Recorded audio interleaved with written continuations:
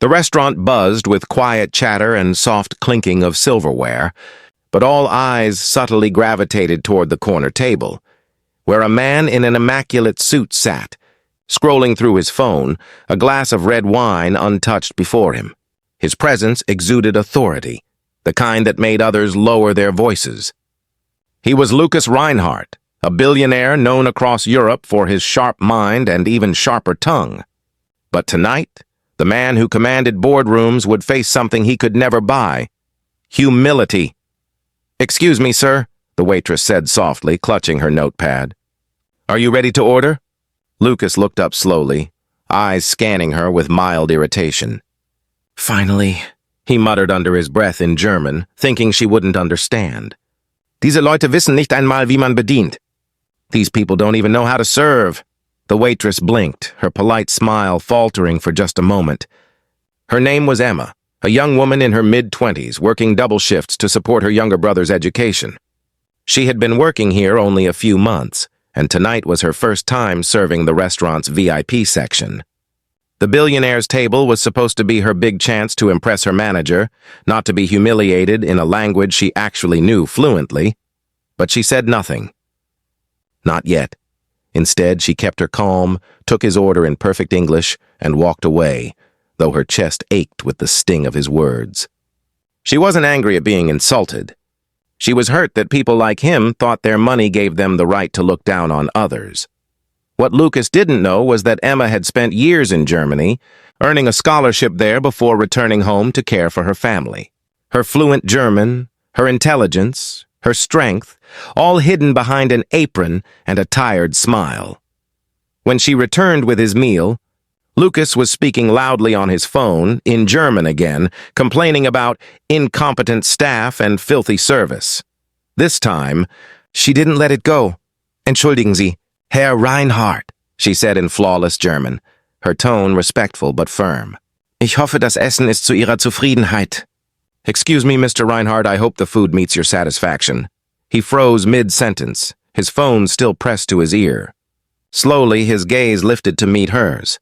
For the first time that evening, the arrogance in his expression faltered. She continued, switching effortlessly between German and English.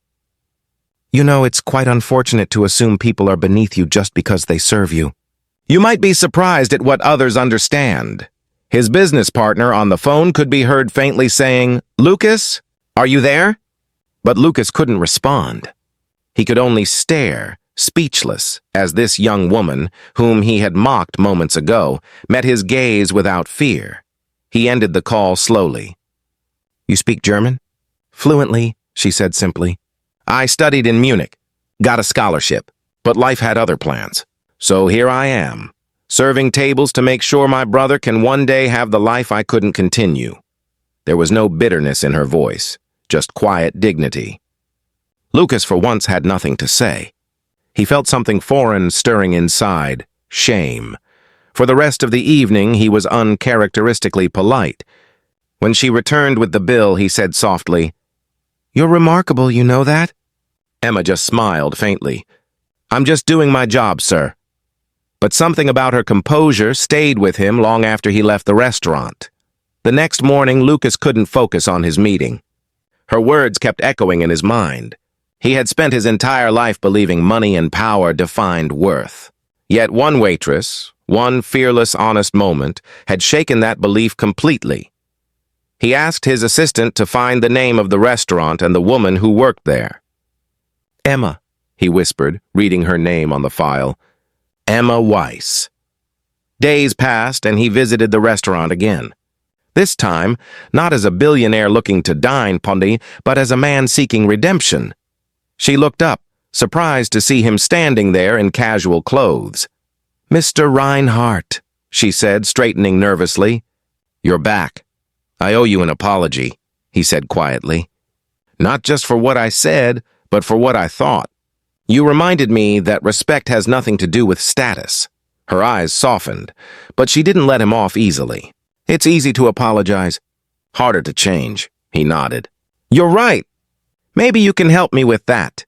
He invited her to a new initiative he had started, a foundation to help hard-working students who couldn't afford education. He wanted her to be part of it, to guide the program and make sure it reached people who truly deserved it. Emma stared at him, stunned. "You're serious?" "Very," he said. "You opened my eyes. The least I can do is open doors for others." Tears glistened in her eyes as she whispered, "Thank you." Months later, Emma was standing on a stage at a scholarship event, giving a speech in front of hundreds of students. Lucas watched from the audience, pride shining in his eyes. She spoke in English and German, her voice clear and strong. "Never let anyone make you feel small because of what you do," she said. "Dignity isn't defined by your uniform, but by your heart." The crowd erupted in applause. Lucas smiled. The same man who once mocked a waitress, now applauding her wisdom. And in that moment, he realized she hadn't just left him speechless. She had changed him forever. The story of a billionaire and a waitress became more than an unlikely friendship. It became a lesson the world needed.